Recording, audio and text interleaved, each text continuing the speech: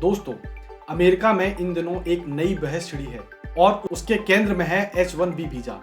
मंगलवार को अमेरिका के वाणिज्य सचिव ने इस वीजा प्रोग्राम को धोखा यानी स्कैम करार दिया। उन्होंने कहा कि अब समय आ गया है कि सभी महान अमेरिकी कंपनियां अमेरिकियों को ही नौकरी दें। दरअसल H-1B वीजा वही रास्ता है जिसके जरिए लाखों भारतीयों ने अमेरिका की धरती पर कदम रखा।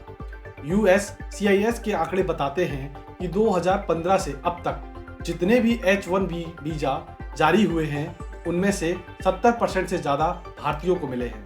ये वीजा खास तौर पर उन नौकरियों के लिए है जिनमें उच्च कौशल और कम से कम स्नातक की डिग्री की जरूरत होती है, जैसे इंजीनियरिंग, IT और रिसर्च। लेकिन अब ये मुद्दा राजनीति की जंग का मैदान बन गया है। लुटनिक का आरोप है कि इस प्रोग्राम से विदेशी कामगार अमेरिकी नौकरियां ले लेते हैं।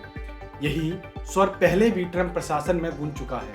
दरअसल ट्रंप टीम के कई अहम चेहरे जैसे स्टीफन मिलर लंबे समय से H-1B की आलोचना करते आए हैं और 2024 में तो इसे खत्म करने या बदलने की योजनाओं की खबरें भी आई। मगर कहानी यहीं खत्म नहीं होती है। H-1B का इतिहास बताता है कि 1990 के दशक में जब माइक्रोसॉफ्ट, ओरेकल जैसी टेक कंपनियां तेजी से बढ़ रही थीं, तब उन्हें कुशल इंजीनियरों की भारी कमी थी। तब कांग्रेस ने उद्योग जगत के दबाव में ये दरवाजे खोले। बाद में गूगल और अमेजन जैसी कंपनियां भी इसी प्रोग्राम पर निर्भर रहीं।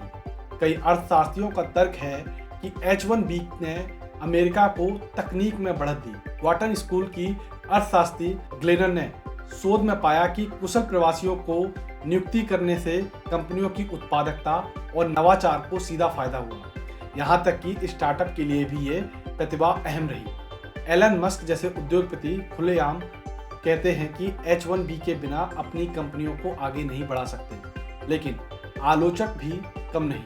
दिलचस्प है कि वामपंथी नेता बर्नी सैंडर्स और दक्षिणपंथी विचारक स्टीव दोनों इस पर एक मत हैं कि H-1B असल में अमेरिकी नौकरियों को सस्ते विदेशी श्रमिकों में बदलने का जरिया है। सैंडर्स कहते हैं कि अरबपति मालिक कम मजदूरी देकर फायदा उठाते हैं, जबकि आम अमेरिकी नौकरियों से वंचित हो जाते हैं।